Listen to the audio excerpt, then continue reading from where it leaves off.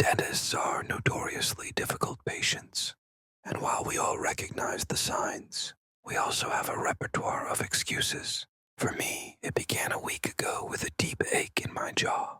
Initially, it was a sharp, persistent pain, which then settled into a low, pulsing pressure that radiated up the side of my face. Over the past few days, I'd unconsciously find myself grinding my teeth, biting down, just to feel resistance. It became so severe that I had to take an x-ray between appointments, thinking I might have missed something obvious like a cracked cusp or an inflamed ligament. However, the images came back clean. I tried to reassure myself that it would subside in a day or two. As most minor issues do, I work at a small dental practice with 3 treatment rooms and a waiting area no bigger than a living room. The building used to be a bank long before my time, and the old vault door, a relic we couldn't afford to remove, was still bolted to the rear hallway wall. We now use the vault as a supply room, with stock entering through the side and being stored behind that heavy door where the safety deposit boxes once were. I took over the practice from my mentor nearly 20 years ago, back when the carpets were new and the NHS still conducted inspections. Since then, I've faced budget cuts, suppliers cutting corners, fewer staff, and fewer patients able to afford regular care. Despite these challenges, I persisted. Today, the girl in the chair couldn't have been more than 8. She was nervous and fidgety, her small hands tugging at the cuff of her school jumper. As we went through the usual questions like, how many times a day do you brush? And manual or electric? Her mother answered them all. The girl had chipped one of her molars chewing on a hard sweet, and a small cavity had formed beneath the crack, just deep enough to require a filling before it worsened. She looked terrified. It's just a small filling. That's all, I reassured her, keeping my voice low and calm, a tone I'd perfected over the years to soothe my patients. Nothing you'll even notice after a day. She gave me a doubtful look. I had one just last week myself, I added, opening my mouth to give her a good view and pointing to the tooth with a gloved finger. Didn't hurt at all. Barely felt it. Really, this was technically a lie. The ache had been waking me up some nights, a deep throbbing beneath the back of my molar that they'd patched with one of the new composite kits. That's what I got for letting a student dental nurse practice on me. But I assured this girl that she had nothing to worry about. I had perfected this calming technique. She seemed to relax a little, enough to lean back without gripping the chair arms so tightly. Kelly stood to my left, ready with the suction, watching the girl more than the tools. She had been assisting in this practice longer than I'd been running it. She had a good instinct for nerves, knowing when to speak and when not to. I gave her a small nod of approval and adjusted the light. As I worked, a slow, pulsing pressure in my jaw seemed to synchronize with the drill. I ignored it. After the girl and her mother left, I cleaned the room and logged the notes into the system. Another job done. Outside, the afternoon was already fading into gray, the sky thick with clouds that promised rain by evening. I was halfway through preparing for my next patient when the receptionist buzzed through. Mr. Collins is here early. Says he's in quite a bit of discomfort. I checked the screen. Collins had only been in 2 weeks ago for a standard cavity. Nothing remarkable. A composite filling from the same batch as the others.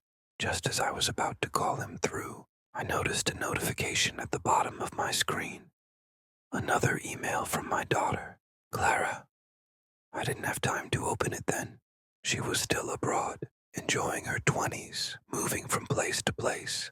She had mentioned before that she didn't trust the dentists there. Just a few weeks ago, I had sent her some spare composite kits, adhesives, and a new pack of etch and bond. They were extras from the new supplier, who had sent more than I ordered, probably hoping to keep me as a regular customer.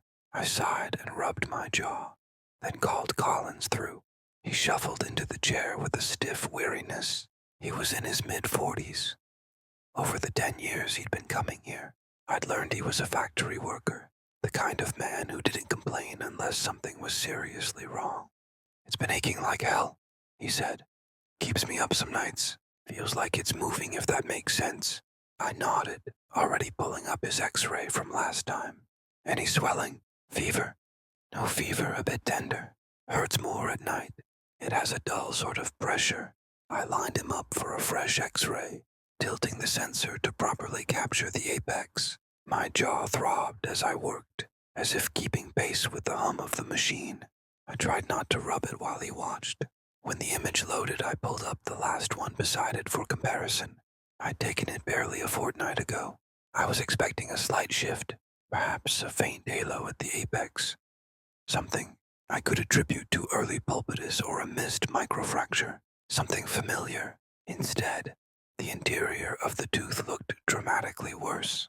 There were voids and areas beneath the enamel that had been solid a week ago, now hollowed. The density wasn't right, and on closer inspection, there was a neat, round hole. I leaned in closer to the monitor. I'd been staring at dental films for 30 years, and had never seen voids like that. Clean, deliberate-looking, almost surgical. Except no drill had done this. Still, I kept my tone calm when I turned back to Collins. No point worrying him unnecessarily. All right, let's have a closer look. Sit back for me. He settled into the chair again, slower this time, rubbing his jaw with a wince as he went. I called through for one of the dental nurses to come in and assist, telling her I'd be removing the filling to take a closer look. Kelly came in. Composites failing already? She asked, pulling on gloves. Maybe. I need a proper look, I said. She didn't ask to see the x-ray and set up the tray, despite her lack of questions. We both knew patients didn't usually end up back in the chair this soon, unless something had gone wrong. Collins lay back and waited. I adjusted the light, checked if the anesthetic had taken hold, and gave it another minute just to be sure. No need to rush. The drill felt heavier than usual in my hand. I worked carefully, easing through the composite in slow, deliberate passes. Kelly held the suction ready without a word. Something about the way the filling lifted didn't sit right. The material crumbled away too easily, coming loose in brittle flakes instead of the solid, predictable chunks I'd placed beneath it. The tooth wasn't solid. The structure had given up on holding its shape. Kelly noticed it too. I didn't need to look to know she was watching. When I glanced up, she met my eye with a silent, questioning look. I gave a small nod. Carry on. I irrigated the cavity, cleared what debris I could, the suction catching the fragments as they floated free. The deeper I went, the more of it seemed to fall apart under the burr. It shouldn't have looked like that. Not this soon. Not from a simple filling. Kelly handed me the endoprobe without asking. I tapped gently at the exposed dentin, probing for stability. The tip sank deeper than it should have, catching a void beneath the surface. I paused, leaning in closer, adjusting the light for a better view. The walls of the tooth flexed under pressure and gave way too easily. Beneath it all, beneath what should have been a solid structure, was space. I felt Kelly nervously watching me work. I rinsed again, dried the area, and leaned in with a mirror. The void seemed to taper off somewhere, deeper than I could reach. A narrow track, disappearing beneath what remained of the root structure. It wasn't a crack. It wasn't decay. It looked, for lack of a better word, eaten. Technically, it was still repairable. The nerve looked untouched, and there was just enough structure left to rebuild on. Nothing a decent lining and fresh composite couldn't shore up for now. Let's get the filling kit, I said, sitting back. Kelly peeled off her gloves and went to the supply cupboard. I heard the box tear as she opened it. They make these things thinner every year, she said, frowning at the mess. You so much as look at the strip wrong and it bursts. The packaging was flimsy because the supplier was cheap. I'd started ordering from abroad when the budget shrank further. It was from somewhere Eastern European, and half the instructions were printed in a language I couldn't read. We'd been running lean for years. You cut corners where you had to. I worked quickly but carefully, lining the cavity and rebuilding what I could. It wasn't perfect, but it would hold over now. Collins sat up slowly once I was done, stretching his numb jaw. Give that a day or two to settle, I told him. If it gives you any more trouble, you know where to find me. He nodded. Thanks, Doc. We'll keep an eye on it. Don't hesitate to reach out. Kelly stripped off her gloves and started clearing the tray. She waited until Collins had gone before she spoke up, hovering by the sink with a worried brow. What was that? She asked, quieter now. I've never seen a tooth come apart like that. Neither have I said. She rinsed the instrument slower than usual, like she was waiting for me to come up with an answer. It looked, I don't know, like it had rotted from the inside out. She set the scaler down a little harder than necessary. Not decay, though, was it? No, I said. Not decay. She gave a short shake of her head, almost to herself. Weird one. Kelly wasn't one to push, but I could feel her watching as I rolled my chair back to the computer, waiting for me to tell her it was nothing, or that I'd seen worse, or that I knew exactly what had caused it. When she realized I didn't have an answer, she left to go on a break, with a bit of downtime before my next patient. I opened up my inbox. Clara's emails were still sitting there, flagged in bold.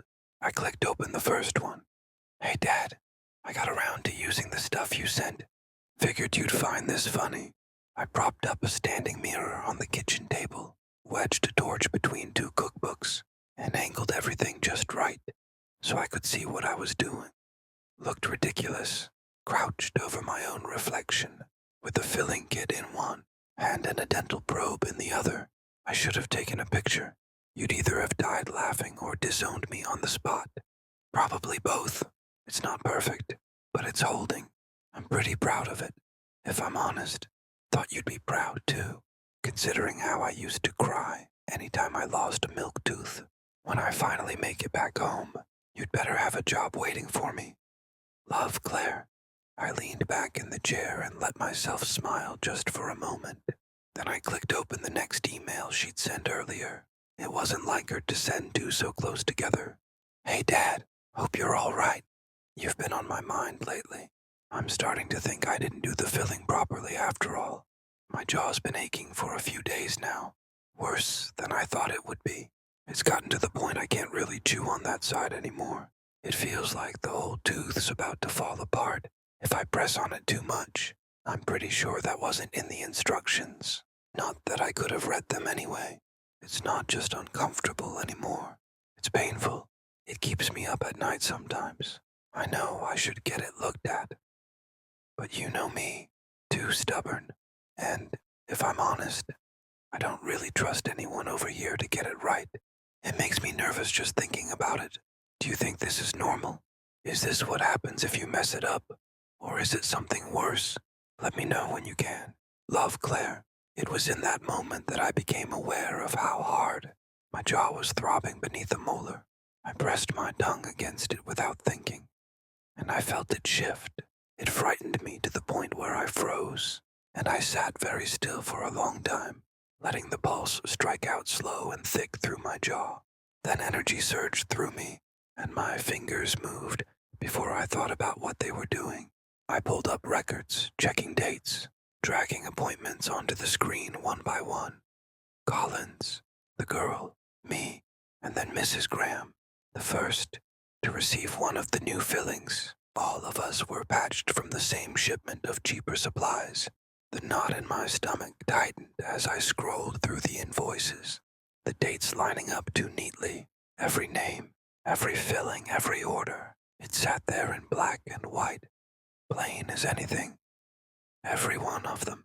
My jaw throbbed harder, like something was still working its way through bone, patient, slow, chewing its way out. I thought of Mrs. Graham and picked up the phone, pulling up her details from the system. I dialed her number and waited for the tone to connect. Hello, Mrs. Graham. It's David from the surgery. Just a quick call about your recent filling. Nothing to worry about. But we've started running a new patient care initiative that involves follow-up routines for anyone who's had recent work. Just making sure everything's settling properly. Oh, she said, sounding a little apprehensive. No charge, of course. We're just trying to catch any small issues early before they turn into anything bigger. That's thoughtful of you. I was actually going to ring. It's been feeling a bit odd since I left. I'd like to have another look if that's all right. Could you come in later today? We've got a slot open this afternoon. Yes, that's fine. Better to get it checked, isn't it? Exactly. We'll see you then. Mrs. Graham arrived later that afternoon, right on time. We exchanged the usual small talk while I settled her into the chair. Nothing out of the ordinary on the surface. Doesn't quite feel right, that one, she said as I adjusted the light. That's what we're here to check, I said, giving her the practiced, reassuring smile. I called Kelly in from sterilization. She slipped on gloves without question and took up a place at my side. Composite failing again? She asked under her breath. No, just the follow-up, I said. I numbed the area, waited until I was certain Mrs. Graham couldn't feel a thing. Then I worked carefully, easing through the surface of the filling. It crumbled under the burr in soft, unexpected flakes. Beneath it, the dentin looked pale, almost porous, hollow in places. Kelly shifted beside me, leaning in to watch. Looks the same as Colin's, she said, keeping her voice level. I irrigated the cavity as she suctioned clear the debris. As I leaned closer with a mirror, something small and pale appeared. It was moving. Kelly, I said quietly, pass me the Explorer. She did, without comment, though I felt a breath hitch as she saw it too. I nudged the larva free. It was tiny, embedded right where the pulp should have been. Kelly's widened eyes flicked between me and the thing writhing faintly on the tip of my tool. She kept her composure barely. Mrs. Graham still had her eyes closed, blissfully unaware. Get the container, I said, as steady as I could manage. Now. I've never seen anything like that, she whispered as she passed it over. Neither have I said, placing the larva inside with careful precision, snapping the lid shut before it could shift again. We both sat there for a moment longer than necessary, watching it curl and flex against the plastic. Kelly's gloves creaked faintly as she tightened her grip on the edge of the tray, as if bracing herself against the reality of what we had just found. My tongue pressed instinctively against my own molar. I felt it again, that faint shift beneath the enamel. The realization settled hard in my chest. Collins, the little girl, Mrs. Graham, Clara, me. I swallowed hard, tasting the metallic tang of fear crawling up from the back of my throat. Kelly remained speechless, ignorant of the real reason the larva was there. I need you to head over to Masts, I said quietly, leaning in close enough that Mrs. Graham wouldn't overhear. See if they'll sell you a filling pack. Say it's for a rush case. Do whatever you have to. Kelly blinked at me, confused. We've got more in the vault. Plenty. I don't want what's in the vault, I said. Just trust me on this. Go, beg if needed. Mrs. Graham shifted slightly in the chair but kept her eyes closed. Still numb, still unaware. Kelly hesitated, then gave a single nod, stripping off her gloves as she left. I need you to head over to Masts, I said quietly, leaning in close enough that Mrs. Graham wouldn't overhear. See if they'll sell you a filling pack. Say it's for a rush case. Do whatever you have to. Kelly blinked at me, confused. We've got more in the vault. Plenty. I don't want what's in the vault, I said. Just trust me on this. Go, beg if needed. Mrs. Graham shifted slightly in the chair but kept her eyes closed. Still numb, still unaware. Kelly hesitated, then gave a single nod, stripping off her gloves as she left. She returned 5 minutes later with a fresh kit in hand, looking relieved and a little flushed. They didn't ask questions, just happy to take the money, she said. Didn't even check what I needed it for. Good, I said. Let's get it patched up. We worked quickly and cleanly with the new materials. The tooth was lined, filled, and polished to a shine. Mrs. Graham sat up, feeling better than she had when she walked in, and thanked us both politely. Feels loads better already, she said. It was worth coming back in. I smiled and sent her on her way. When the door shut behind her, Kelly turned back to me. "All right," she said. "What the hell is going on?" I opened my mouth to answer, but I struggled to find where to start. It was in that moment that I felt a snap in my mouth. It was sharp and sudden, like a tooth was splintering. Kelly's expression shifted from confusion to horror as I lurched forward over the tray. My hand clamped to my jaw like I could hold it in place. "Stop it somehow.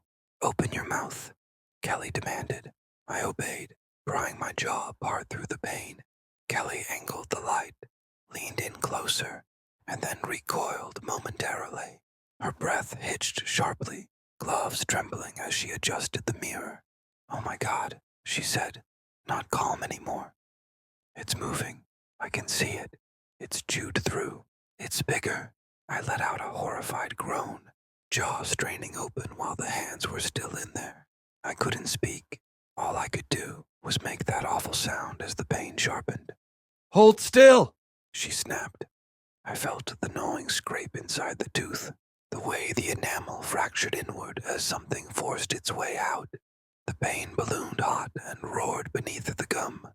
Before I could brace for it, I felt it push and a crack as it forced its way out through the enamel. Pain blared sharply and deep through my jaw, worse than any abscess I'd ever treated. Kelly grabbed the Explorer and, without waiting for me to flinch, hooked it in and pulled. I felt the pressure ease in a rush of warmth and blood. Something white, wet, and writhing slipped free into the tray with a soft, awful sound. We both stared at it. It was another larva, bigger this time, slick with blood and pulp. Kelly looked at me, wide-eyed, her face blanching beneath the harsh surgery light. "Jesus, oh God," she said, breath catching sharply. "What the hell have we been putting into people's mouths?" I couldn't answer. I turned away, half stumbling to the sink, and threw up. When I finally came back for air, Kelly was still staring at the tray, pale and silent. I wiped my mouth, my hands shaking, and crossed back to the computer. I pulled up the website where I'd placed the order. Refresh, again. Nothing. Error screen. Page not found. I checked the invoice and grabbed the box from the bin. A phone number was printed in small, pale type beneath the logo. I dialed it. The line rang once, twice. Then a dull, automated voice cut through. "The number you have dialed has not been recognized. Please check and try again." I tried twice more. Same message, same dead tone. I sat back, staring at the box, the screen, the number, as if something would change if I looked long enough. There was no trail left to follow. How did they even get listed? How did they pass themselves off as legitimate? The package had looked cheap, yes, but not dangerous. There had been no warnings, no red flags, no reason to question it beyond the usual distrust that came with buying cheap. They sent extras. They'd been polite, efficient, and now nothing. Half the world away, using the same kit I'd sent. Clara's jaw hurt with one of those things inside of her teeth, eating away at the enamel from the inside out. I pressed my fingers hard against my temples and felt the pulse through my jaw. And in that moment, I felt utterly helpless. "You stop this response,"